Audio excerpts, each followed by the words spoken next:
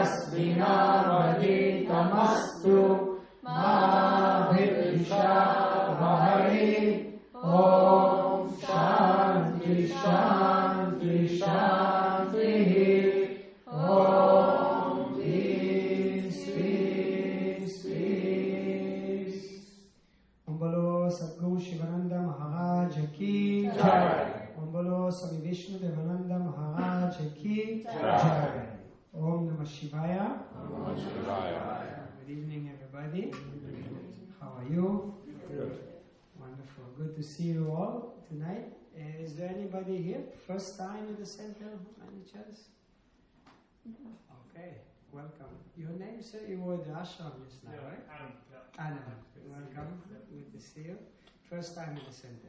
Okay. Welcome, Adam. And Pablo. First time in the center. Yes. You been to any Sivananda places before? No, I have.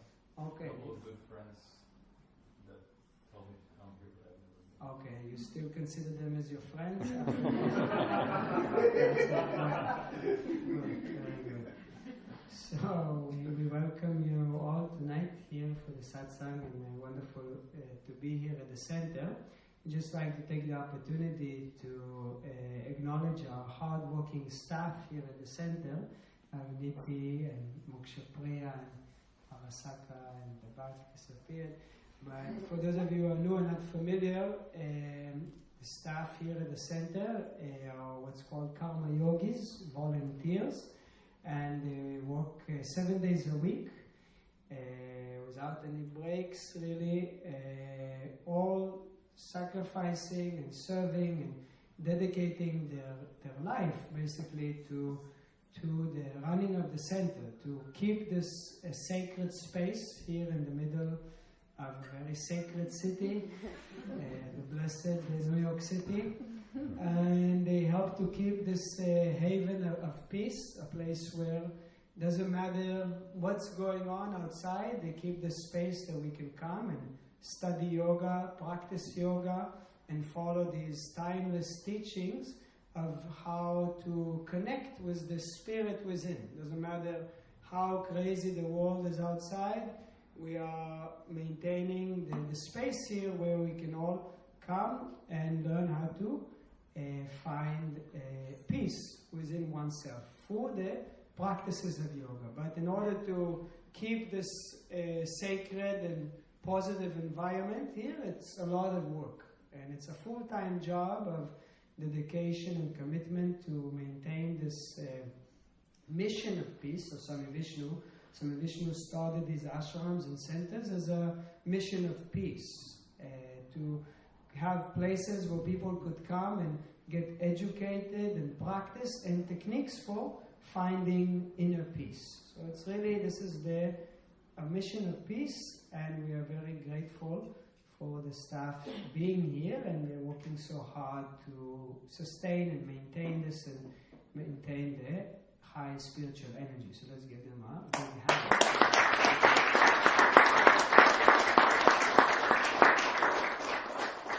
It's not easy in the middle of New York City this is what the yogis say, a main place that pulls the attention outward, so much stimulation that is here, and we are only aware of what we can say the iceberg, the tip of the iceberg of what is going on in the city, just what we see through our physical senses, but we're not really always conscious of what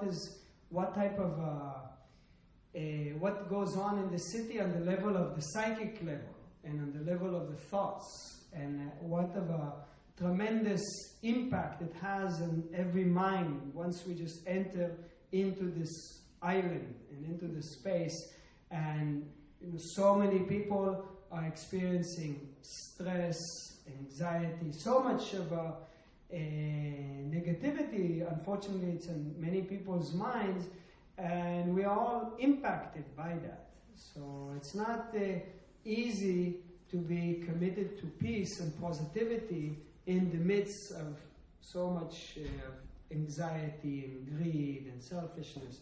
So it's in many ways to practice real spirituality and yoga and meditation amidst all of that is a great achievement and accomplishment. Just the fact that we all come to choose here on a Wednesday night to come and go within amidst all the stimulants that are there pulling us out. It's a great accomplishment. It's easy to close the eyes and meditate when you're in the forest, but it's much more difficult when everything is pulling you out to enjoy the senses. So the yogis say that many times any spiritual practice that we're doing here, it's like going against tremendous current. So any little practice that we do here makes us much stronger. The yogis say that the time in which we live in, according to the yogic scriptures, is known as what? Kali Yuga. So this is what, for those of you who know, means the Iron Age. That is the time that, according to the yogic scriptures, is the time when the material forces are most dominant and the spirituality is less dominant. So purity is less. It's in the decline. But so many times it appears to be as a dreadful times, it sounds like. But actually what the yogis tell us, that in many ways it's very favorable for yogis to be incarnated at these times, because any practice that we do, the benefits are much more. Because it's like, like you're working against much greater resistance. So it's like you lift one time with a very heavy weight is much more than lifting one time with small weights. So the resistance to do spiritual practice is much greater at this time. So any repetition of Om Namo Narayanaya is a great accomplishment. Instead of the mind repeating something else, the fact that we're repeating the name of the divine is much more impactful on our spiritual evolution, because there's so many other forces that are making the mind think of other things. But the fact that we're thinking of God, or thinking positive thoughts, or doing positive actions, selfless actions, gives us great reward. Because there's so many other forces within us that are pulling us to do things that are maybe selfish, or things that are only or negative. But the fact that we do something good for others, or that we bring our mind to a positive direction, the benefits are much more. So being here in New York City with so many other possibilities, but still doing the spiritual practice, makes us spiritual giants, basically. Every time, day after day, that we do our practice, Swami Vishnu used to say, we get stronger and stronger. Every time that you bring yourself to the yoga mat, every time that you bring yourself to your meditation cushion, day after day, Swamiji used to say, you become like a mountain of peace. You just keep growing and growing in your spiritual strength. But that spiritual strength can only be developed by going to the yoga mat, by going to the meditation seat, by bringing the mind to the mantra. Every time you bring your mind to your mantra, you're becoming spiritually stronger, spiritually richer. But it's all a matter of going back again and again and again, and you gradually get stronger. We cannot see it on a day-to-day basis. Every time when we come to the yoga mat, we feel the struggle.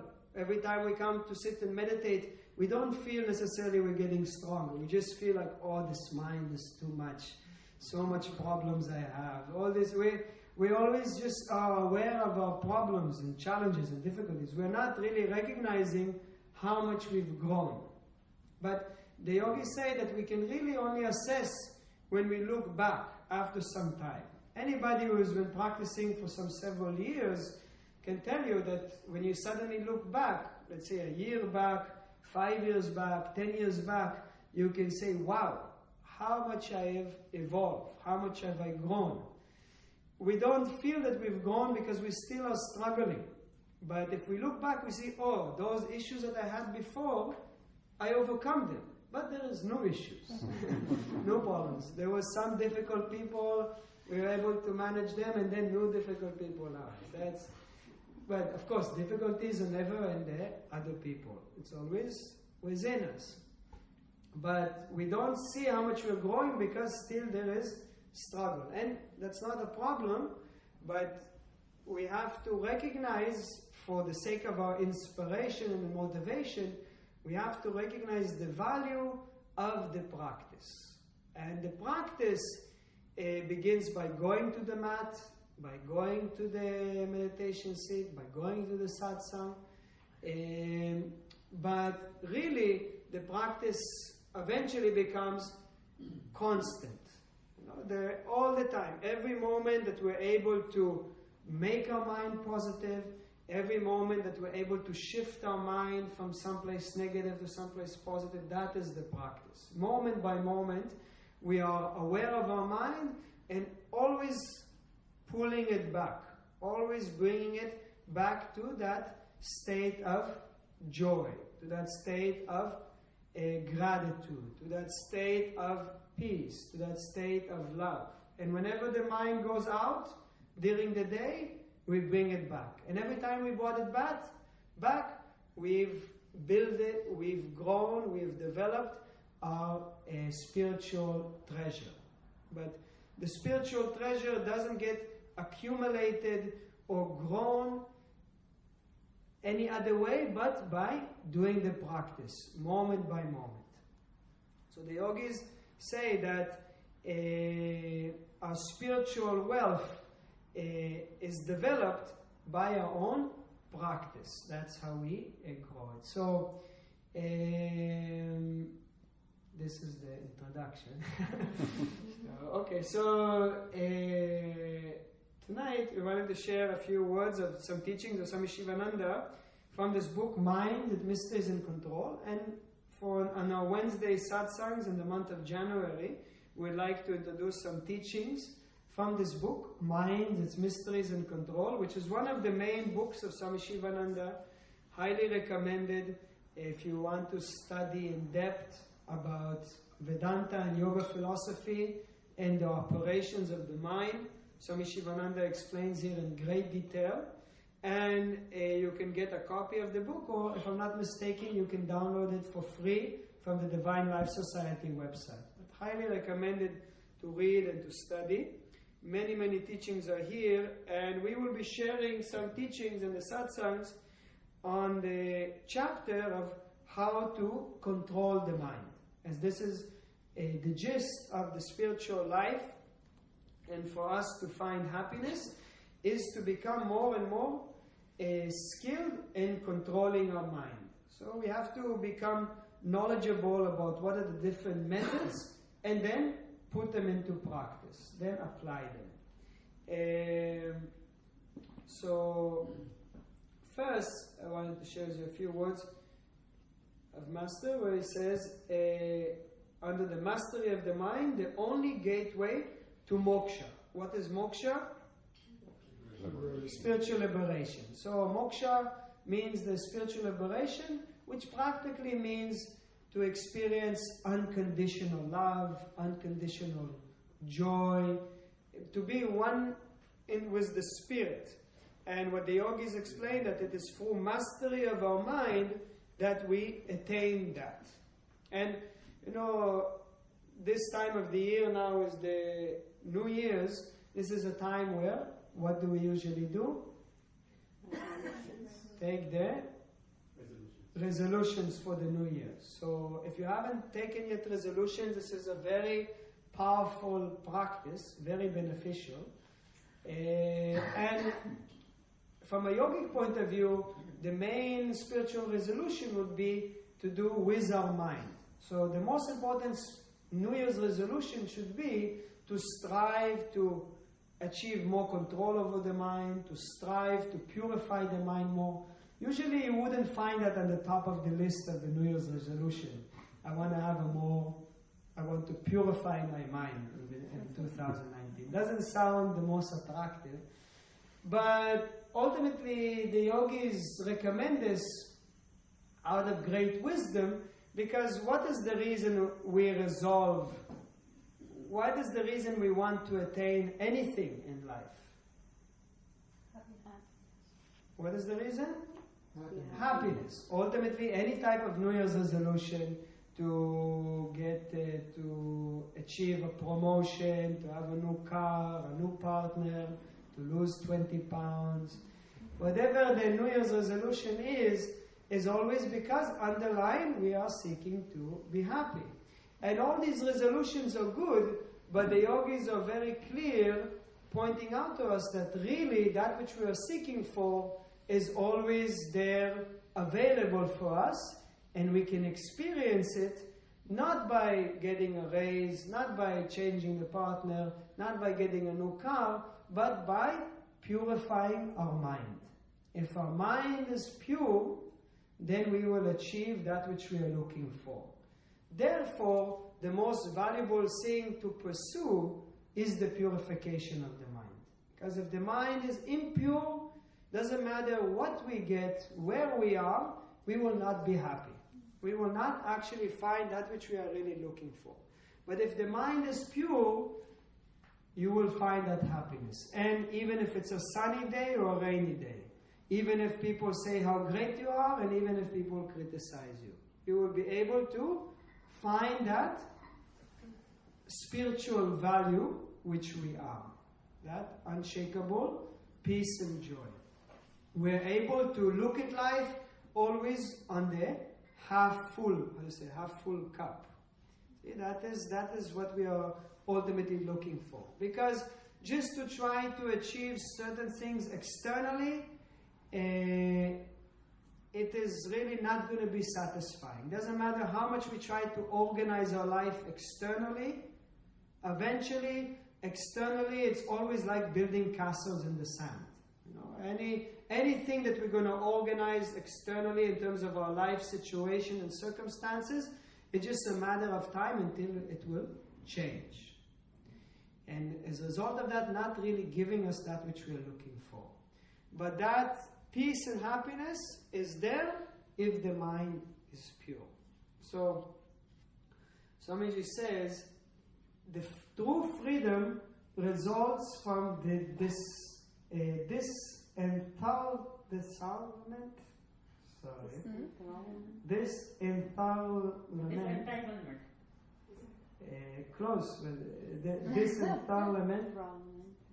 Okay, you will have to read this for your own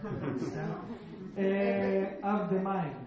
Meaning, like the same meaning like this entanglement. Reflection of the self made upon the mind cannot be perceptible when the mind is not free from its fluctuation, as the reflection of the moon made upon the surface of a turbulent ocean cannot be visible or perceptible. So if the mind is agitated, always what we experience is the agitation of the mind. If the mind is peaceful, we can experience our true nature. So yoga and spiritual practices is all the training of how to learn to make our mind peaceful. But the mind peaceful not when we're just in the forest, in the woods, but the mind peaceful under all conditions. Doesn't matter what is happening in our work, what is happening in our relationship, we're able to keep our mind positive. And that is possible. And that takes the practice, the training. So, Swamiji says, many things he says. Swamiji says, the mind can be controlled by untiring perseverance and patience equal to that of one engaged in emptying the ocean, drop by drop, with the tip of a blade of grass. So this is a famous analogy to explain what is the attitude that is required for attaining mastery over the mind. If we think, okay, well, I went to the Yoga 1 course, I still haven't mastered the mind, I'm giving up yoga, that doesn't work like that. Yoga requires lifetimes of dedication and a matter of perseverance. They give the example just like a person who is emptying the ocean one drop at a time with a blade of grass. Meaning tremendous dedication has to be there. Even though it is a long path in many ways, still we have to climb. Still we have to take these steps, step by step. And we won't find what we're looking for unless we reach the summit. This hill we have to climb. It's unavoidable for every soul. But we have to be ready to persevere. Doesn't matter how many times we fall, we have to pick ourselves up. No matter how many times we want to give up and we want to do something else, we have to keep bringing ourselves the mind back. Not to give up, never give up. So Swamiji says, you must have the sadhakas, aspirants who are attempting to control the mind should have the same patience and untiring perseverance as that of a bird which emptied the whole ocean with its small beak. You must have the knack or the pluck or the aptitude to tame the mind. To tame the lion or a tiger is far more easy than taming one's own mind. Tame your own mind first, then you can take the minds of others quite easily. Okay? Not that we are recommending you try to control other people's mind, but if you control your mind, it will be easy to basically to understand other people's mind. It's actually one of the healthiest things for good and harmonious relationships is to understand one's own mind. Because when you understand your own mind, you will understand the minds of others better, and you will have more forgiveness, more compassion, more understanding, because you will be able to understand other people's suffering. When you understand really other people's struggles and suffering, you can forgive and you can be understanding. And that's the basis for having healthy relationships and to be able to overcome struggles that are there. Usually struggles is because of lack of understanding of the other person. But the more that we understand our own mind, the more that we'll be able to understand the minds of others. So in the next few satsangs, what we'll be introducing is some of the main practices that Swami Sivananda recommends of how to achieve this control over the mind. What do you think are some of the main practices? Meditation. Pranayama. Karma Yoga at the Yoga Center in Chelsea. This is on page 206 described. Come and speak to Niti and Moksha Priya. So, yes, this is all true. We will be introducing some of the main practices, like learning how to always think of God. Then one very important practice that is not so popular often, but the practice of vairagya or non-attachment, which is really at the foundation of mind control and freedom, to learn how to become non-attached. This is a key. And the importance to never let failures discourage you. Also a very important thing to learn how to develop on the spiritual path. Okay, so these are some of the things that we'll be sharing in the upcoming